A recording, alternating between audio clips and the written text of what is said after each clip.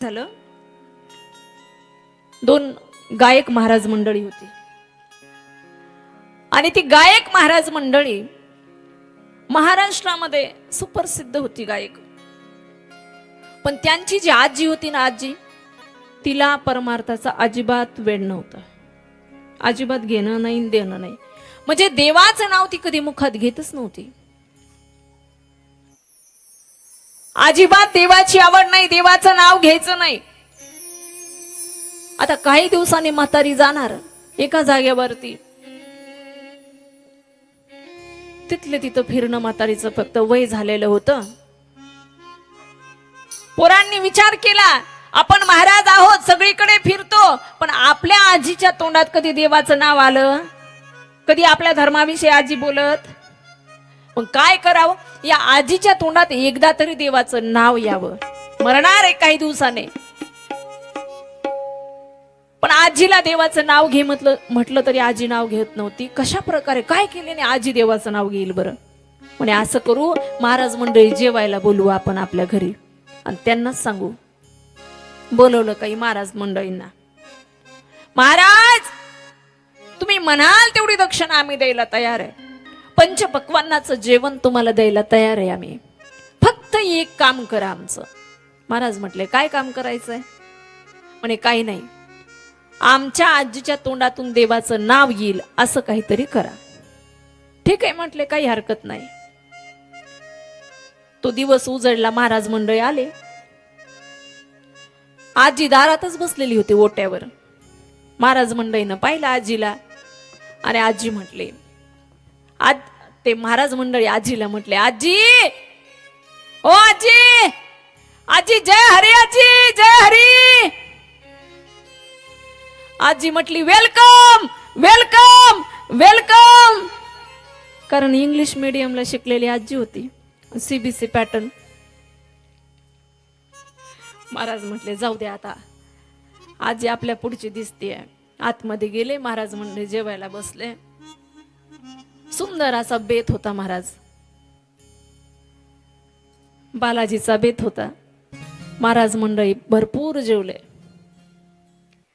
पोटभर जेवण झालं आणि निघायच्या टायमाला, महाराज हे बघा, 100 रुपये दक्षिणा, अजून जास्त घ्या, पण जाताना का होईना आमच्या आजीच्या मुखातून देवाचं नाव येईल असं काहीतरी करा.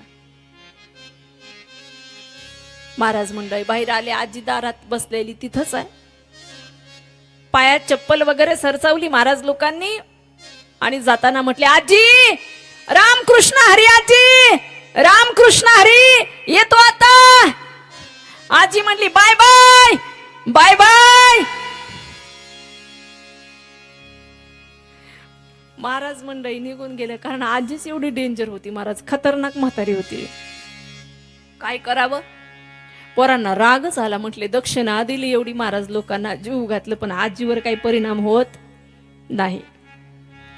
आजीला दोन्ही साईडनं धरलं महाराजांनी आणि घेऊन गेले गावात मंदिराच्या दिशेने आणि लांबून दाखवलं आजीला.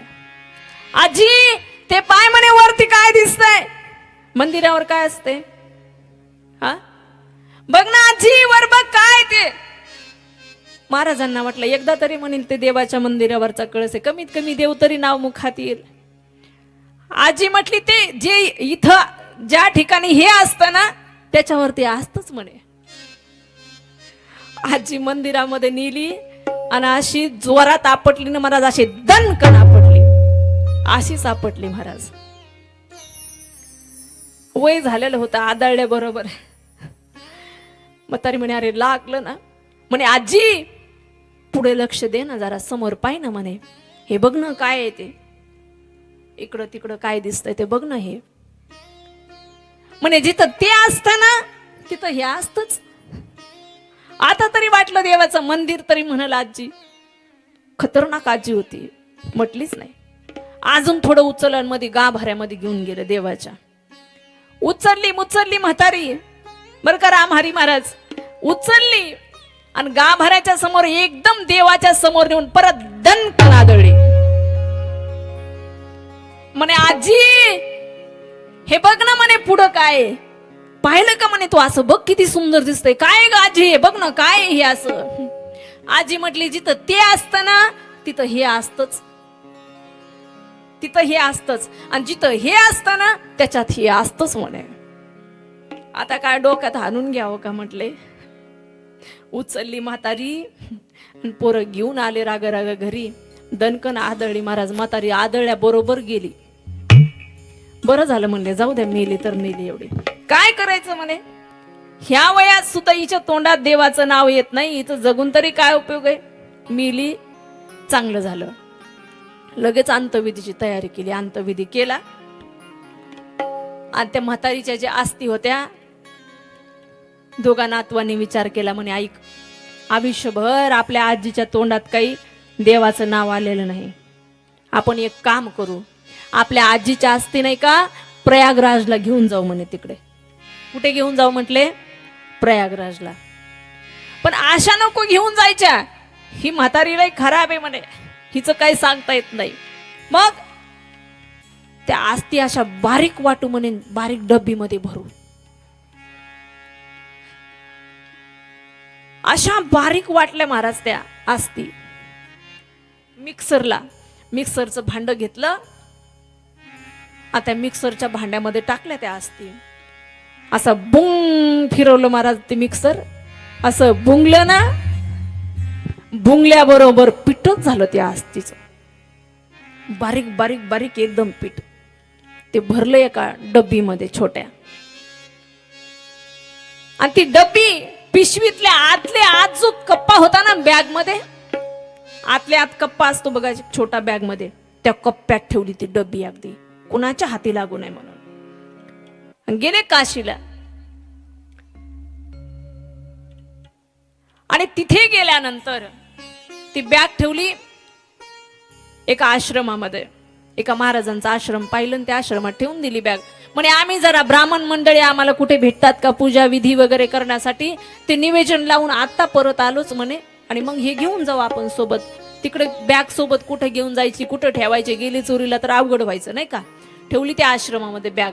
आणि हे गेले दोघ जण ब्राह्मण मंडळी त्या ठिकाणी पाहण्यासाठी. ब्राह्मण काका शोधले, निवेदन केलं आणि हे परत आले.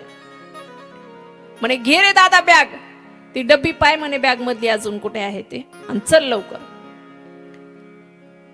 बॅग मध्ये हात घातला आणि ती डब्बी शोधायला गेली तर डब्बीच गायब.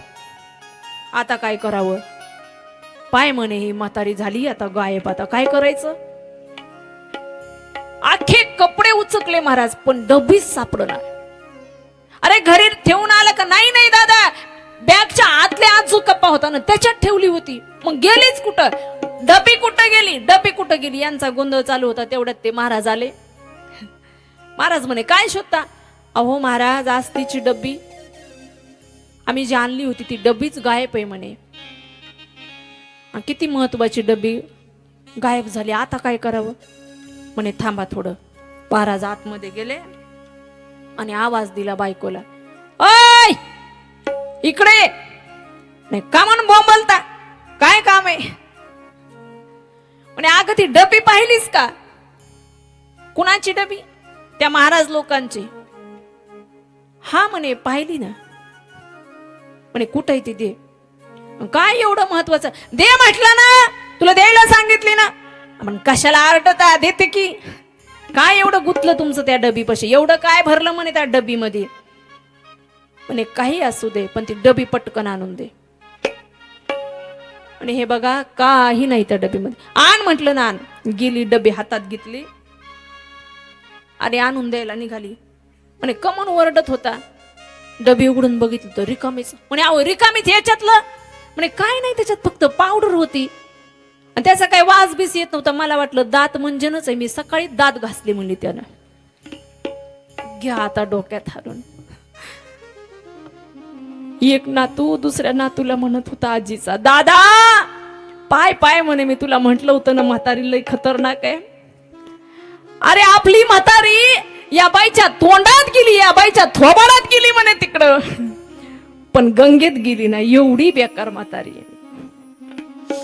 म्हणजे काही काहींचं आयुष्यच असं असतं का आयुष्य गेलं तरी देवाचं नाव मुखात येत नाही, आयुष्य गेलं तरी धर्म कळत नाही. असं जर जीवन असेल तर काही उपयोग आहे का हो? जिस पाना